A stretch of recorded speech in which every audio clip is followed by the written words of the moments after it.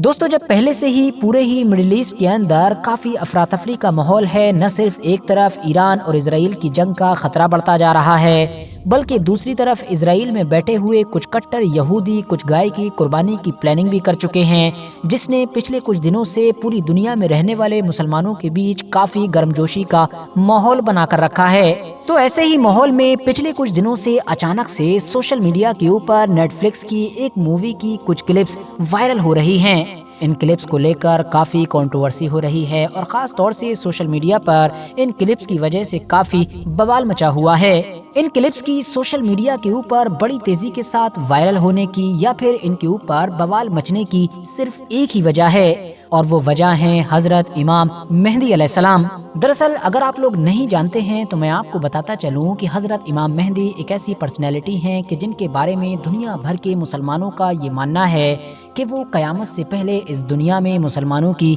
Leadership करने के लिए आएंगे। मुसलमानों को न सिर्फ एक झंडे के नीचे जमा करेंगे, बल्कि उस दौर में जाहिर होने वाली एक खतरनाक और बुरी शक्ति कि जिसका नाम दज्जाल होगा, उससे भी मुकाबला करेंगे। दोस्तों, पूरी दुनिया में जितने भी मुसलमान पाए जाते हैं वो बुनियादी तौर पर दो ग्रुप यानी कि दो फिरकों में बटे हुए हैं, सुन्नी और शिया। वैसे तो ये दोनों ही ग्रुप हजरत इमाम मेहदी अलैहिस्सलाम की कॉन्सेप्ट पर यकीन रखते हैं, मगर यहाँ पर फर्क ये है कि जहाँ एक तरफ सुन्नी मुसलमानों का ये मानना है कि हजरत इमाम मेहदी अलैहिस्सलाम भी एक आम इंसान की तरह कयामत से पहले पैदा होंगे, एक नॉर्मल इंसान की तरह परवरिश होगी, जवान होंगे और एक मुतय्यन वक्त पर ही खुदा की तरफ से उनको इस चीज का एहसास होगा कि वो इमाम मेहदी हैं। वहीं दूसरी तरफ शिया ग्रुप का ये मानना है कि इमाम मेहदी अलैहिस्सलाम पैदा नहीं होंगे, बल्कि वो तो ऑलरेडी बहुत वक्त पहले ही पैदा हो चुके हैं। शिया मुसलमानों का ये मानना है कि हजरत इमाम मेहदी ही उनके 12वें इमाम हैं और वो अहले बैत यानी कि हजरत अली की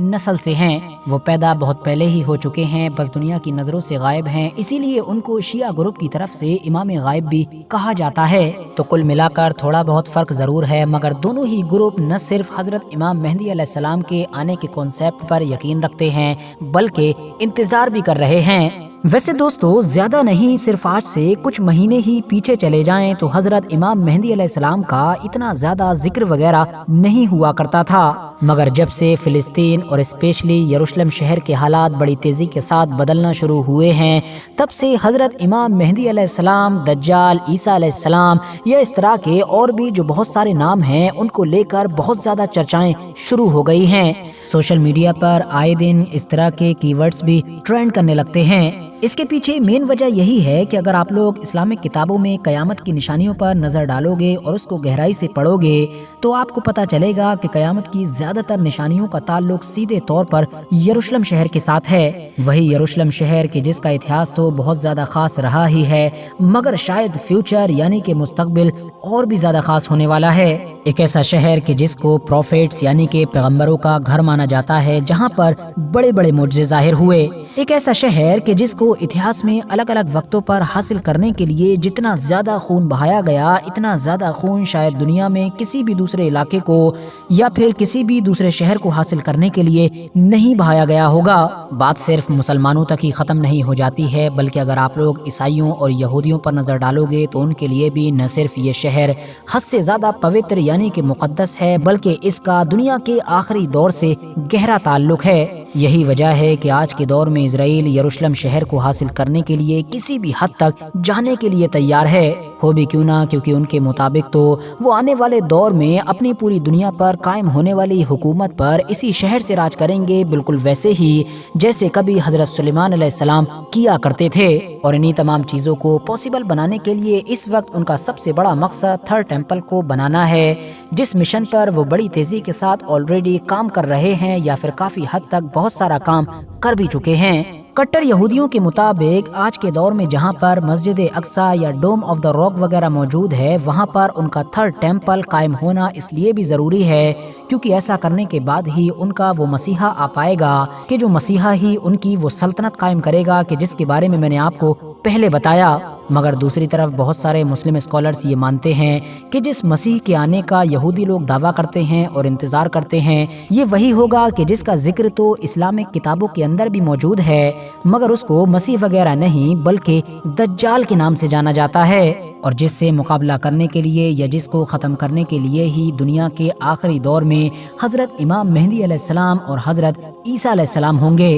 अब ज़रा दोस्तों एक नज़र इस मूवी पर भी डालिए। 2023 में नेटफ्लिक्स पर रिलीज होने वाली इस फिल्म का नाम है द पर्शियन वर्जन। इस मूवी में कहानी दिखाई है ईरान की एक ऐसी शिया मुस्लिम कंजर्वेटिव फैमिली की कि जो अमेरिका को माइग्रेट कर गई है। कहानी का मेन फोकस है इस फैमिली की एक लड़की की जिसका नाम लैला दिखाया गया है। लैला की जो माँ दिखाई है वो सोच से लिबरल है और एक वर्किंग वुमन है, जबकि जो खुद लैला है वो भी अपने खानदान के कंजर्वेटिव कल्चर या फिर ये कहें कि इस्लामिक पाबंदियों से काफी परेशान है। इसीलिए वो छुप छुप कर ऐसे बहुत सारे काम करती रहती है कि जो इस्लाम में तो मना है मगर वेस्टर्न कल्चर का हिस्सा माने जाते हैं, जैसा कि पार्टीज वगैरह करना, डांस क्लब में जाना या फिर अपने दोस्त लड़कों वगैरह के साथ सो जाना। LGBTQ को प्रमोट करते हुए इसमें मुस्लिम फैमिली सिस्टम को भी काफी टारगेट किया गया है। ये दिखाने की कोशिश की गई है कि ये बैकवर्ड सोच वाले होते हैं और इनके बहुत ज्यादा बच्चे होते हैं। इस मूवी में एक ड्रैग क्वीन को भी दिखाया गया है, मतलब एक ऐसा कैरेक्टर जो होता तो मेल है मगर गे होता है और उसको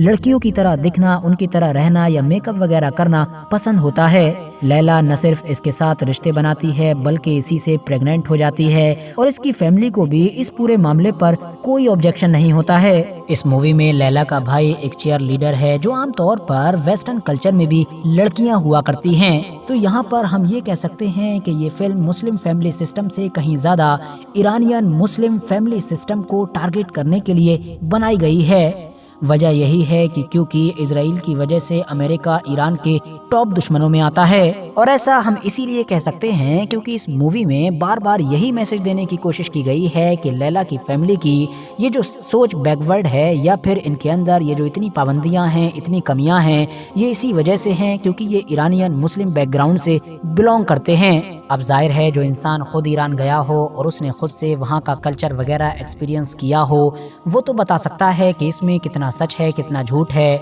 मगर ज़्यादातर अमेरिकी लोग या वो यूरोपियन लोग कि जो अमेरिका की इन सारी मूवीज़ को देखते हैं वो तो कभी ईरान के अंदर एंटर ही नहीं हुए। और अब इस बात में भी कोई शक नहीं है कि आज के दौर में दुनिया के ज़्यादातर लोग मूवीज़ वगैरह से बहुत जल्दी इंस्पायर हो जाते हैं और किसी भी मूवी को देखकर किसी भी इलाके के कल्चर या फिर किसी भी कंट्री के बारे में अपनी एक सोच तैयार कर लेते हैं। यहाँ तक तो दोस्तों अभी कुछ भी नहीं है, बल्कि इस मूवी का जो मेन पार्ट है जिसको लेकर बहुत ज्यादा कंट्रोवर्सी हुई और बवाल मचा, वो उस वक्त आता है कि जब लैला हजरत इमाम मेहदी अलैहिस्सलाम का नाम लेकर उनका मजाक उड़ाती है। वो कहती है कि शिया मुस्लिम इस जादू में बहुत यकीन रखते हैं जैसा कि मेरे घर वाले किया करते थे कि बहुत जल्द कोई हस्ती हमें जंग में फतह दिलवाने के लिए आने वाली है जिसका नाम होगा इमाम ज़मान। वो हजारों साल पहले कहीं गायब हो गए थे और आज तक किसी को भी नहीं पता है कि आखिर वो हैं कहाँ। वाकई मैं सच कह रही हूँ कि वो गायब हो गए हैं क्योंकि वो बहुत ज्यादा बिजी रहते हैं। इनका सच्चा मानने वाला जब भी इनका नाम पुकारता है तो ये उसकी मदद करने के लिए पहुंच जाते हैं किसी इंसान या फिर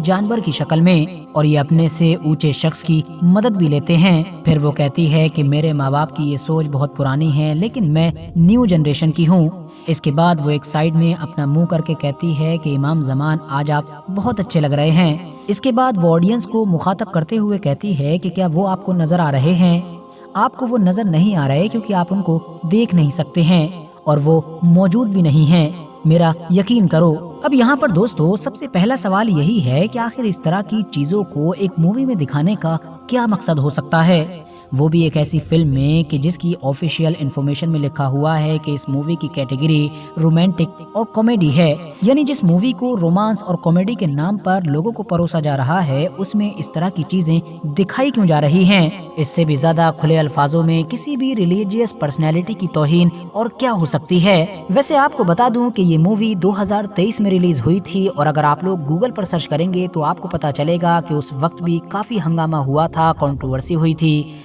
लोगों ने नेटफ्लिक्स के ऊपर बहुत ज़्यादा प्रेशर डाला था और उससे ये डिमांड की थी कि इस मूवी के अंदर जो इस तरह की चीज़ें हैं उनको फ़ौरन निकाला जाए, क्योंकि ये डायरेक्टली एक बड़ी रिलीजियस पर्सनैलिटी की डिसरिस्पेक्ट है जो किसके कहने पर की जा रही है और क्यों की जा रही है ये भला किसी से भी छिपा हुआ नहीं है। और अब जो अचानक से 2024 में एक बार फिर से इस मूवी की ये क्लिप वगैरह जो वायरल हो रही हैं, इसके पीछे रीज़न वही है जो मैंने आपको पहले ही बताया कि ऑलरेडी यरूशलेम शहर में हालात बड़ी तेज़ी के साथ बदल रहे हैं। ईरान और इजराइल के बीच तो जंग का खतरा बढ़ ही रहा है। साथ ही साथ इजराइल में कट्टर यहूदियों ने भी मस्जिद अक्सा को टारगेट पर ले रखा है। फिलहाल दोस्तों, इस मुद्दे के बारे में कमेंट्स बॉक्स में अपनी कीमती राय ज़रूर दें। वीडियो को ख़त्म करने से पहले मैं आप लोगों से रिक्वेस्ट भी ज़रूर करना चाहूँगा कि आप लोग मेरा सेकंड चैनल कि जिस पर मेनली मैं न्यूज़ वगैरह कवर करता हूँ उसको भी ज़रूर सब्सक्राइब करें। डिस्क्रिप्शन और कमेंट्स बॉक्स में लिंक मिल जाएगा। बाकी यूट्यूब पर साजिद ज़ुहैब लिख कर भी सर्च कर सकते हैं।